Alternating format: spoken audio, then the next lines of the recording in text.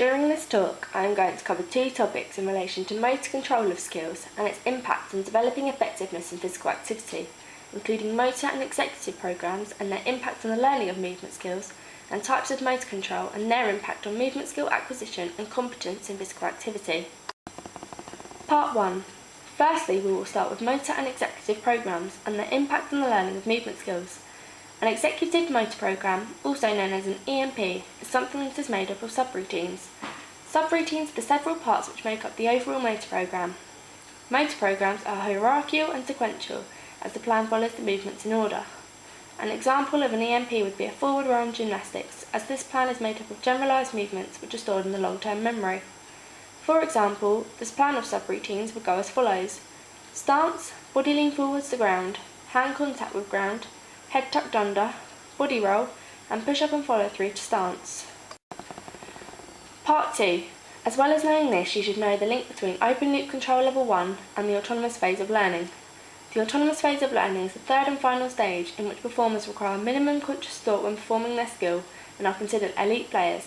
This type of performer is linked to open loop control level 1, as the loop refers to skills that are well learned and automatically activated, and these are the same as the characteristics of autonomous level performers. Also, there is no feedback in open loop control level 1, and autonomous learners are most likely to perform in this way as there is less need for correction as they have such a high ability in their performance. Part 3. Now I am going to cover the second topic, which is types of motor control and their impact on movement skill acquisition and competence in physical activity. To start with, you should know that there are 3 levels of control. I will now go through each of them with their characteristics and sporting examples. Open loop control level 1 relates to skills that are simple and well learned and applies to skills that are fast, closed and self-paced. It does not provide feedback as there is no time for it because movements are very quick and unpredictable, and as previously talked about, open loop control level 1 is linked to the autonomous phase of learning.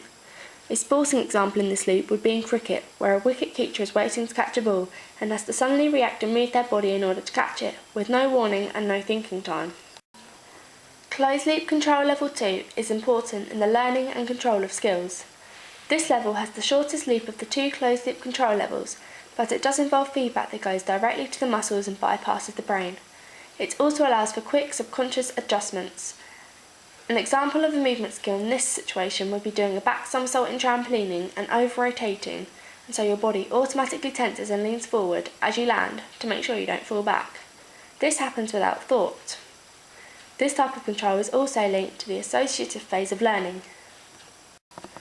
Closed loop control level 3 is the longer feedback loop of the 2 closed loop levels and involves conscious feedback via the brain and relaying of corrective feedback to the working muscles. Movements in level 3 tend to be jerky and the loop involves conscious thought. This loop relates to the cognitive stage of learning as more external feedback is needed due to a lack of knowledge in the skill, and because the performer needs to be told their strengths and weaknesses from others due to them not yet having acquired the correct feel for the skill.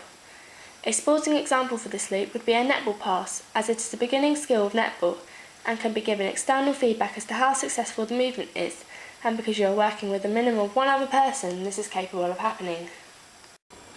Part 4. Within both the closed loop control, there is feedback given, which is a form of information received both during and after a skill, performed by an athlete that helps to learn and develop skills. Feedback must be comprehensible, constructive and accurate. In particular, internal and external feedback is given within the 2 closed loops, but none in the open loop. Internal feedback, also known as intrinsic feedback, is a form of sensory feedback about the physical feeling of a skill whilst performing it. Kinesthesis is involved, and the feeling is received via the internal proprioceptors.